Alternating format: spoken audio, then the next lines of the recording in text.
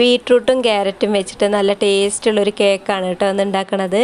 അതിനൊരു മീഡിയം സൈസുള്ള ബീട്രൂട്ടും ക്യാരറ്റും ഇതുപോലെ ഒന്ന് ഗ്രേറ്റ് ചെയ്ത് മാറ്റി വയ്ക്കുക. ഇനി ഒരു ചട്ടിയിലേക്ക് കുറച്ച് നെയ്യ് ചേർത്ത് കൊടുത്തിട്ട് ബീട്രൂട്ട് ഒന്ന് വഴറ്റിയെടുക്കുക കേട്ടോ. ബീട്രൂട്ടിൻ്റെ ആ പച്ചമണം ഒന്ന് മാറിക്കിട്ടാൻ വേണ്ടിയിട്ടാണ്. എന്നിട്ടൊന്ന് വഴറ്റി അവിടെ മാറ്റി വയ്ക്കുക. ഇനി ഗ്യാസിൻ്റെ മുകളിലേക്ക് ഒരു അടി കട്ടിയുള്ള പാത്രം വെച്ച് കൊടുക്കുക. അതിലേക്ക് ഒരു 1/4 കപ്പ് പഞ്ചസാരയും കൂടെ ചേർത്ത് കൊടുക്കുക. തീ കുറച്ച് വെച്ചിട്ട് വേണം കേട്ടോ ഇട്ട് കൊടുക്കാൻ. കരിഞ്ഞു പോകുന്ന പേടിയുണ്ടെങ്കിൽ മാത്രം ഒരു ടീസ്പൂൺ വെള്ളം ചേർത്ത് കൊടുക്കുക. വെള്ളം ചേർത്ത് കൊടുക്കേണ്ട നിർബന്ധമൊന്നുമില്ല കേട്ടോ, വേണമെങ്കിൽ മാത്രം ചേർത്താൽ മതി. ഇനി ഇട്ട ഉടനെ ഇളക്കി കൊടുക്കരുത്, അതവിടെ കിടന്ന് അങ്ങനെ ഉരുകി വെള്ളം പോലെ ആയി കിട്ടട്ടെ. എന്നിട്ട് അത് ഇതുപോലെ ഇളക്കി കൊടുക്കുക. നല്ല പോലെ അലിഞ്ഞ് വരുമ്പോൾ അതിലേക്ക് 1/4 കപ്പ് വെള്ളം കൂടെ ചേർത്ത് കൊടുക്കുക കേട്ടോ. വെള്ളം ചേർക്കുമ്പോൾ കുറച്ച് മാറി നിന്നിട്ട് വേണം ഒഴിച്ചു കൊടുക്കാൻ, ഇല്ലെങ്കിൽ അത് മേലിലേക്ക് തെറിക്കും, അതുകൊണ്ടാണ് കേട്ടോ. ഇനി ഇത് ഒന്ന് അലിഞ്ഞ് വരുമ്പോൾ അതിലേക്ക് ബീട്രൂട്ടും ക്യാരറ്റും കൂടെ ചേർത്ത് കൊടുക്കുക. എന്നിട്ട് നല്ല പോലെ തിളപ്പിച്ച് കുറുക്കി തണുക്കാനായിട്ട് മാറ്റി വയ്ക്കുക. ഇതാണ് കേട്ടോ ആദ്യം ചെയ്യേണ്ട ഒരു പണി. ഇങ്ങനെ സ്റ്റെപ്പ് ബൈ സ്റ്റെപ്പായിട്ട് ചെയ്യുകയാണെങ്കിൽ കേക്ക് ഉണ്ടാക്കണ പണിയൊക്കെ വളരെ സിമ്പിളായി തോന്നും കേട്ടോ.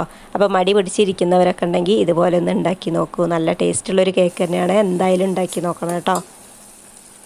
ഇത് തണുക്കാനായിട്ട് മാറ്റി വെച്ചതിന് ശേഷം നമുക്ക് ഇതുണ്ടാക്കാനുള്ള പാത്രം റെഡിയാക്കി വെക്കണം. ഞാനൊരു കേക്ക് ടിന്നാണ് എടുത്തിട്ടുള്ളത്. നിങ്ങളുടെ വീട്ടിലുള്ള എന്തെങ്കിലും ഒരു ചോറ്റുപാത്രം എടുത്താലും മതി കേട്ടോ. ഇങ്ങനത്തെ പാത്രം ഇല്ലെങ്കിൽ അതിലേക്ക് കുറച്ച് സൺഫ്ലവർ ഓയിൽ ഒഴിച്ചു കൊടുത്ത് എല്ലാവിടേക്കും ഒന്ന് തേച്ച് കൊടുക്കുക. ബട്ടർ പേപ്പർ ഉണ്ടെങ്കിൽ മാത്രം അതും കൂടെ വെച്ച് കൊടുക്കുക കേട്ടോ.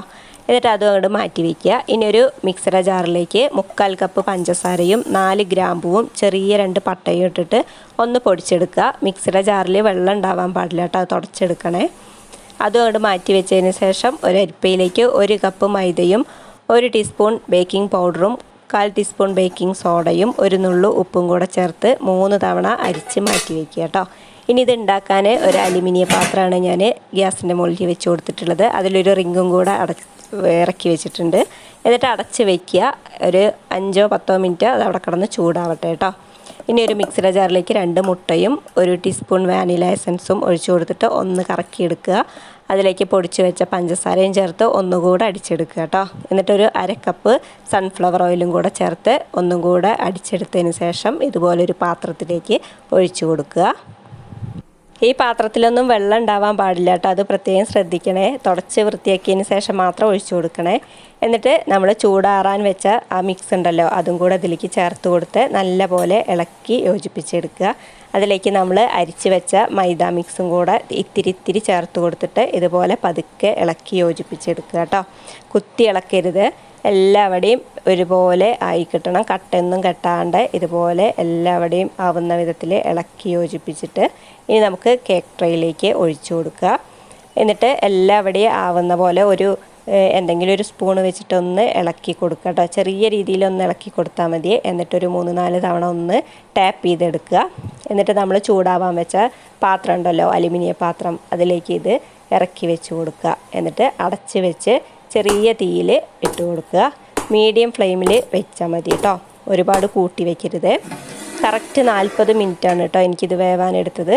40 മിനിറ്റ് എന്തായാലും ആവും. ഈ ഒരു അളവിൽ ഉണ്ടാക്കുകയാണെങ്കിൽ അതിൻ്റെ മുമ്പൊന്നും പോയി തുറന്ന് നോക്കരുത് കേട്ടോ. ഒരു 40 മിനിറ്റ് ആയപ്പോൾ ഞാൻ തുറന്ന് നോക്കിയപ്പോൾ എനിക്ക് കറക്റ്റ് വേവായി കിട്ടിയിട്ടുണ്ടായിരുന്നു. എന്നിട്ട് ഞാനൊരു ടൂത്ത് പിക്ക് വെച്ചിട്ട് കുത്തി നോക്കിയപ്പോൾ എവിടെ ഒട്ടിപ്പിടിച്ചിട്ടൊന്നും ഉണ്ടായിരുന്നില്ല. അപ്പോൾ ഇത്രയും മതി. ഇനി ഓഫ് ചെയ്തിട്ട് ഇത് അതിൻ്റെ മുകളിൽ നിന്ന് എടുത്ത് മാറ്റി പുറത്തേക്ക് വയ്ക്കണം കേട്ടോ. നല്ല ടേസ്റ്റുള്ളൊരു കേക്കാണ്. ഉണ്ടാക്കാത്തവരെന്തായാലും ഒന്ന് ഉണ്ടാക്കി നോക്കിക്കോളൂ. എന്നിട്ട് അഭിപ്രായം പറയണേ. എൻ്റെ ചാനലൊന്ന് സബ്സ്ക്രൈബ് ചെയ്യും കൂടെ ചെയ്യണം കേട്ടോ.